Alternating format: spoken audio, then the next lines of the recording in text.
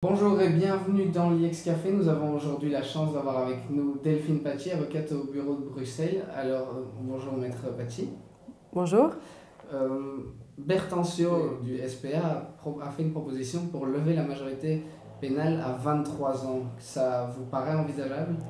En tout cas, ça me paraît être une bonne idée puisque c'est vrai que 18 ans, c'est fort jeune pour pouvoir déjà ressortir de toutes les mesures prévues pour les adultes et notamment la peine de prison. J'ai parlé avec Monsieur Allais, le président de l'Union francophone des magistrats de la jeunesse, qui me disait donc qu'on peut, comme j'ai dit, on peut déjà prolonger des mesures qui ont été prises en dessous de 18 ans, mais il me disait en théorie jusqu'à 23, mais en réalité, ça ne se fait pas vraiment. Non, parce que l'arrêté royal qui devait faire rentrer en vigueur des dispositions de la loi de 65 qui permettent la prolongation jusqu'à 23 ans n'a pas été pris. Donc ça, c'est pas encore légal aujourd'hui, même si c'est dans la loi, parce qu'il y a une partie de la loi qui n'est pas en vigueur. Par contre, on le fait jusqu'à 20 ans. Et donc moi, j'ai des mineurs qui sont en institution publique de protection de la jeunesse, les anciennes maisons de correction, entre guillemets, qui ont 19 ans ou 20 ans. Ça, c'est possible, mais au jour des 20 ans, à l'heure actuelle, les mesures s'arrêtent. Et donc, est-ce que vous avez déjà vécu, par exemple, un jeune que vous suiviez qui, à 20 ans, comme ça, jusqu'à 20 ans, il y avait des mesures, et puis vous auriez bien voulu qu'on continue peut-être les mesures, mais qu'au final, ça s'est mal passé, il a dû passer au pénal? Ben oui, donc j'ai vécu ça il y a une année à peu près, oui. Une jeune fille qui avait commis des faits extrêmement graves puisqu'elle avait torturé un enfant, donc des faits vraiment atroces. Elle était elle-même une jeune fille qui avait un parcours hyper chaotique puisque d'abord une mineure en danger à 11 ans pour des tentatives de suicide, et puis mineure délinquante puisqu'elle a commis ces faits de torture très très graves. Elle les a commis quand elle avait 17 ans, elle a été placée en institution publique de protection de la jeunesse. Elle était tellement bousillée, un petit peu malade mentale, voilà, borderline, avec vraiment des pathologies. Elle est restée placée jusqu'à ses 20 ans. Le tribunal de la jeunesse n'a pas voulu se dessaisir et a dit que les mesures portaient leur effet, mais on est passé à la cour d'appel au mois de juin. En juillet, le 4 juillet, elle avait 20 ans. Et la cour d'appel a dit oui, les mesures de la jeunesse portent leurs fruits, mais elles vont s'arrêter le 4 juillet et le travail n'est pas fini. Et donc il faut la renvoyer chez les majeurs.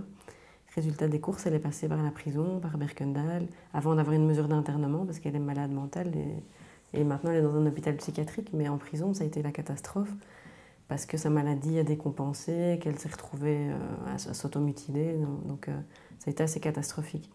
Parce que les mesures ne pouvaient plus être prolongées, sinon personne ne se serait dessaisi dans ce dossier. Bertensio disait, la prison, ça ne les rend pas meilleurs. Est-ce que vous ressentez ça chez certains de vos clients? Chez à peu près tous, je crois que la prison c'est un échec total, il faut pouvoir le dire, ça ne marche pas du tout. Ça réinsère personne, ça n'insère personne, ça désocialise, ça crée des criminels en puissance, puisqu'on arrive en général avec un petit diplôme de petit délinquant et on ressort avec un master en criminalité plus, donc c'est complètement inefficace au niveau de la sécurité publique. Donc pour vous, il faudrait insister plus sur des mesures alternatives, ou alors ce serait simplement travailler plus sur la réinsertion des gens qui sortent de prison? Alors, on ne peut pas réinsérer à partir de la prison. Je crois que c'est illusoire de croire que quand on exclut des gens de la société, on peut, par l'endroit d'exclusion, arriver à les insérer un moment dans la société. Ça ne marche pas. Et donc, il faut faire vraiment, je pense, trouver d'autres solutions et d'autres choses à envisager. Et pas toujours spécialement envisager les choses sous l'angle de la punition. On peut envisager aussi les choses sous l'angle de la réparation, trouver d'autres types de sanctions quand il faut sanctionner, et d'autres mesures qui sont un peu plus intelligentes que ce qui existe actuellement. Est-ce que vous avez des exemples de mesures comme ça qu'on pourrait justement appliquer au lieu de la prison? Alors, un tas de mesures, effectivement les prestations d'intérêt général, les suivis par le SAMIO ou l'API, qui sont des suivis post-institutionnels par des éducateurs spécialisés ou à la place d'un placement. Et donc à ce moment-là, l'éducateur spécialisé est plutôt dans l'aide, vraiment dans le concret, pour que la personne puisse trouver des études à faire, essayer vraiment de se rendre efficace. Il y a tous les voyages de rupture où les jeunes peuvent partir, par exemple, marcher en Irlande ou ce genre de choses et se voir reconnaître quelque chose de positif qu'ils arrivent à faire au lieu d'être tout le temps dans le négatif. Ça marche assez bien.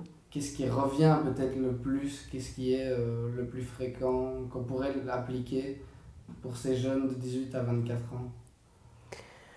Mais je crois qu'il faut déjà se poser la question de savoir si les poursuites pénales sont toujours une obligation, hein. Je vois par exemple les conflits conjugaux, les conflits sociaux entre voisins, ce genre de choses. On peut penser à la médiation en amont des poursuites, donc ça peut être pas mal pour recréer du lien, au lieu de donner aux gens un casier judiciaire et une stigmatisation plus importante. Et puis ça va vraiment dépendre du cas par cas, mais donc ici on a une loi qui a été récemment votée, qui n'est pas encore en application, qui permet une peine de probation, donc à ce moment-là, la personne va devoir, par exemple, suivre une thérapie chez un thérapeute ou ce genre de choses. Donc, on peut être très, très imaginatif, mais il faut que la loi, évidemment, prévoie la possibilité de faire les choses. Et donc, en tout cas, il faut essayer de penser autrement que la prison et arrêter de voir la prison comme étant le centre du système. Donc pour vous, cette mesure de lever la majorité pénale à 23 ans, c'est tout à fait quelque chose que vous pensez possible et positif? Je crois que tout ce qui fait que les jeunes puissent éviter la prison est positif. Parce que je pense que c'est un endroit dans lequel on s'abîme plus que... En tout cas, on ne devient pas meilleur, ça c'est certain. Merci beaucoup pour cet entretien. Je vous en prie.